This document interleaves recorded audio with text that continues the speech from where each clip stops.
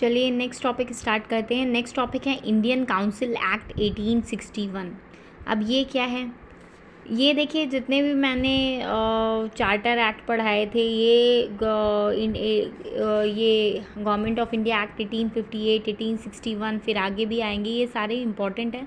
इसको एक बार आप पढ़ने के बाद दोबारा ज़रूर पढ़िएगा ताकि आपको ये चीज़ क्लियर हो जाए। और ये एग्ज़ाम पॉइंट ऑफ व्यू से भी इम्पॉर्टेंट है, क्योंकि लोग कहानी की तरीके से दूसरा चीज़ तो समझ लेते हैं, मगर इसमें थोड़ा सा मतलब है central legislative, provincial legislative, British east India company के जाने के बाद क्या क्या चेंजेस आए, ब्रिटिश क्राउन ने कैसे वो चीज़ किया, तो वो है चेंजेस जो हो रहे हैं administrative, provincial legislature, central legislature, जिसमें जो जो चेंजेस हो रहे हैं वो सब आपको देखना पड़ेगा धीमे धीमे। और आपको स्टार्टिंग से पढ़ेंगे तो आपको फिर आगे कोई दिक्कत नहीं होगी।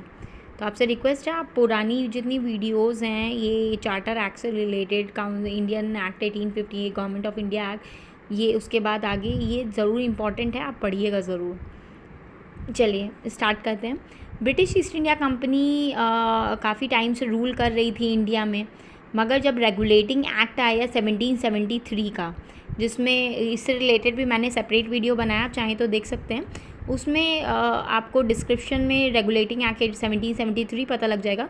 तो ब्रिटिश पार्लियामेंट ने स्टार्ट किया कंट्रोल करना ईस्ट इंडिया कंपनी पे, थोड़ा सा स्टार्ट किया था, उसके बाद धीमे धीमे वो कैसे बढ़ता गया वो आपको पता लगेगा।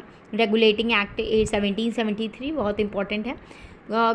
उसके बाद फिर क्या हुआ, 1857 का जब रिवोल्ट हुआ, जब पता लगा कि भाई ब्रिटिश ईस्ट इंडिया कंपनी को फाइनली कोई भी इतने सारे चेंजेस कर लिए, मगर फिर भी ब्रिटिश ईस्ट इंडिया कंपनी को अब इंडियंस बिल्कुल नहीं पसंद कर रहे हैं, तो गवर्नमेंट ऑफ इंडिया एक्ट 1858 लाया गया और ब्रिटिश ईस्ट इंडिया कंपनी को टोटली रिप्लेस कर दिया गया। ब्रिटिश क्राउन अब आ गया था जो रूल करेगा इंडिया पे, ठीक है।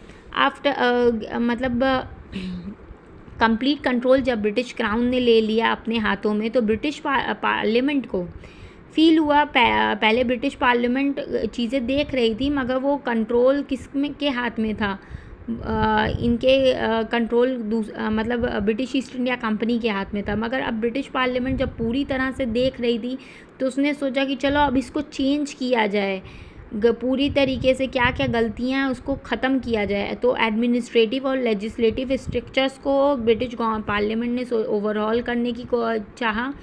और जिसको किसने बनाया था, एडमिनिस्ट्रेटिव और legislative structure British east India company ने बनाया था। ब्रिटिश गवर्नमेंट इसको चेंज करना चाहती थी, तो चेंज करने के लिए उन्होंने क्या क्या किया, चेंज करने के लिए एडमिनिस्ट्रेटिव और लेजिस्लेटिव स्ट्रक्चर्स को इंडिया में चेंज करने के लिए ब्रिटिश गवर्नमेंट ने 3 काउंसिल एक्ट पास किए।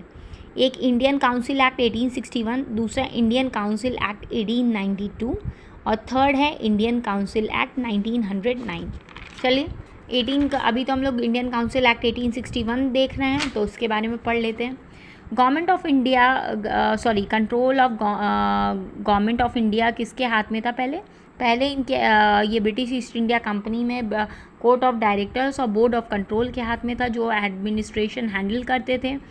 मगर गवर्नमेंट ऑफ इंडिया एक्ट 1858 आने के बाद इनको हटा करके रिप्लेस करके किसको कर दिया गया था? सेक्रेटरी ऑफ स्टेट, जो कि ब्रिटिश पार्लियामेंट का कैबिनेट मिनिस्टर थे, उनके हाथ में। और उनको 15 मेंबर्स एडवाइजरी बॉडी थी उनके पास, जो कि ब्रिटेन में वो रहते थे। और इनको एजेंट के तौर पे कौन हेल्प करता था?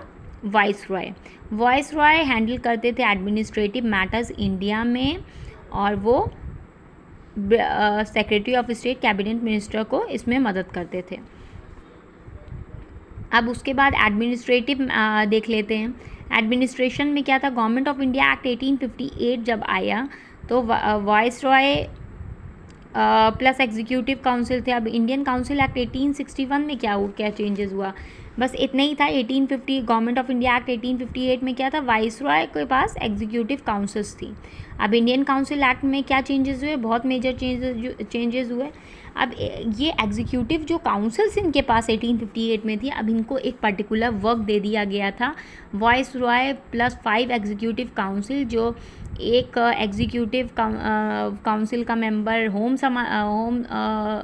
मिनिस्ट्री संभालता था, दूसरा मिलिट्री, तीसरा लॉ, फोर्थ रेवेन्यू डिपार्टमेंट, पांचवा फाइनेंस और छठा PWD।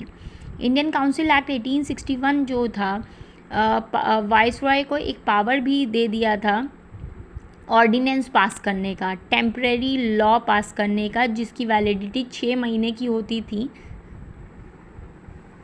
जिसकी वैलिडिटी 6 महीने की होती थी। और ऑर्डिनेंस तो आज भी मिनिस्टर्स पास करते हैं और ये इंडियन कॉन्स्टिट्यूशन का हिस्सा भी है। सेंट्रल लेजिस्लेचर में देख लेते हैं क्या क्या चेंजेस हुए। गवर्नमेंट ऑफ इंडिया एक्ट 1858 जब पास हुआ था तो 6 लोग तो होते थे, वॉइस रॉय होते थे, एग्जीक्यूटिव काउंसिल होती थी, प्लस कमांडर इन चीफ होते थे, टोटल 6 लोग। और इनके पास लेजिस्लेटिव काउंसिल को सेपरेट कर दिया गया था, जिसमें एग्जीक्यूटिव और लेजिस्लेटिव काउंसिल को सेपरेट कर दिया गया था, जिसमें 6 ने एक चीफ जस्टिस होते थे सुप्रीम कोर्ट के, दूसरा जज होते थे सुप्रीम कोर्ट के, प्लस एक एक एरिया से मेंबर होते थे, बंगाल, मद्रास, बॉम्बे और आगरा से।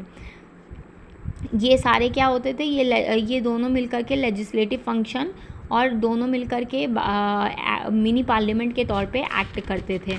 ठीक है, अब इंडियन काउंसिल एक्ट 1861 जब आया तो क्या चेंजेस हुए। Voice Roy plus 6 executive council, मैंने आपको बताया 6 एग्जीक्यूटिव काउंसिल कौन कौन थे, जो पर्टिकुलर जैसे लॉ, फाइनेंस, होम मिनिस्ट्री और रेवेन्यू, PWD देख रहे थे। ठीक है, उसके बाद इनके पास अब इसमें जो लेजिस्लेटिव काउंसलर्स 6 जो अलग किए गए थे, अब यहाँ पे इनके क्या जगह कौन आ गए थे, इनकी जगह लेजिस्लेटिव काउंसिल की जगह एडिशनल मेंबर्स आ गए थे। एडिशनल मेंबर में ऑफिशियल और नॉन ऑफिशियल मेंबर्स होते थे। अब देख लेते हैं इन लोगों चेंजेस, जो मेजर चेंजेस हुए हैं इंडियन काउंसिल एक्ट 1861 में। अब ये 6 एग्जीक्यूटिव काउंसिल जो थे उसमें से इंडियंस कोई भी पार्ट नहीं हो सकता था एग्जीक्यूटिव काउंसिल का, जो वॉइस रॉय के साथ होते थे। प्लस ऑफिशियल मेंबर में ये जो ऑफिशियल जो मेंबर्स होते थे उनको वॉइस रॉय नॉमिनेट करते थे। ऑफिशियल मेंबर जो रहेंगे उनकी ही मेजॉरिटी रहेगी, नॉन ऑफिशियल मेंबर की मेजॉरिटी नहीं रहेगी। और ये दोनों 2 साल के लिए ही नॉमिनेट किए जाते थे। हाँ, और ये इन लोगों की गिनती कितने तक होती थी, 6 से लेके 12 तक होती थी। पहले 6 ही था प्रोविंशियल लेजिस्लेचर में, मगर अब 6 से लेके 12 तक होती थी। और ऑफिशियल मेंबर जो होते थे वो मिलिट्री, आर्मी, इन सब का पार्ट होते थे, यहाँ से चुन के लाए जाते थे। अब ये नॉन ऑफिशियल मेंबर क्या होते थे, इनको भी 2 साल के लिए चुना जाता था। इसमें इंडियंस पार्ट हो सकते थे नॉन ऑफिशियल मेंबर्स के। और ये क्या होते थे, ये सारे लेजिस्लेटिव फंक्शंस करते थे और ये लोग भी मिल कर के मिनी पार्लियामेंट का एक्ट करते थे, मिनी पार्लियामेंट के तौर पे। मगर इसमें क्या है, इसमें डिस्कशंस नहीं होते थे सेंट्रल इसमें जो होता था, इसमें डिस्कशंस नहीं होते थे फाइनेंस रिलेटेड मैटर्स से रिलेटेड। एडिशनल मेंबर्स को ये भी राइट नहीं था, जो एडिशनल मेंबर्स हैं ये, इनको राइट नहीं था कि वो क्वेश्चन कर सकें एग्जीक्यूटिव काउंसिल मेंबर्स से। मतलब जो वाइसरॉय के साथ एग्जीक्यूटिव काउंसिल मेंबर्स हैं उनके एडिशनल मेंबर को ये राइट नहीं है कि वो एग्जीक्यूटिव काउंसिल मेंबर्स को क्वेश्चन कर सकें। ठीक है, प्रोविंशियल लेजिस्लेचर लोकल लेवल पे क्या क्या चेंजेस हुए। चार्टर एक्ट 1833 जब आया था तो उसमें Madras presidency, Bombay presidency, governor को, हाँ, ये लॉ लोकली बनाते थे। But Madras presidency, Bombay presidency के गवर्नर वो लोकली लॉज बनाते थे। मगर चार्टर एक्ट 1833 जब आया था तो उसमें ये राइट दे दी गई थी कि भाई गवर्नर जनरल ऑफ बंगाल जो हैं वो ही राइट बनाएंगे, लॉज बनाएंगे लोकल मतलब मद्रास प्रेसिडेंसी और बॉम्बे प्रेसिडेंसी के लिए भी बंगाल के जो गवर्नर हैं वही लॉ बनाएंगे। मगर जब 1861 का इंडियन काउंसिल एक्ट आया तो उसमें प्रोविंशियल लेजिस्लेचर में बोल दिया गया कि भाई ये प्रोविंशियल मतलब कि जो मद्रास प्रेसिडेंसी है, बॉम्बे प्रेसिडेंसी है, बंगाल प्रेसिडेंसी है, north western frontier province presidency, Punjab, ये सब अपने लिए लॉज बना सकती हैं।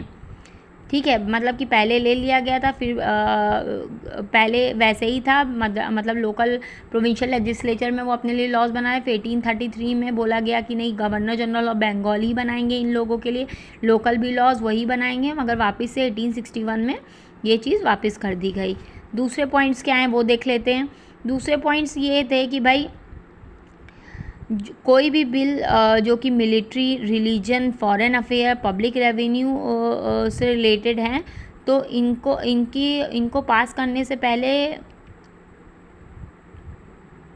हाँ, इनको पास करने से पहले वॉइस रॉयस जो हैं उनसे परमिशन लेनी पड़ेगी।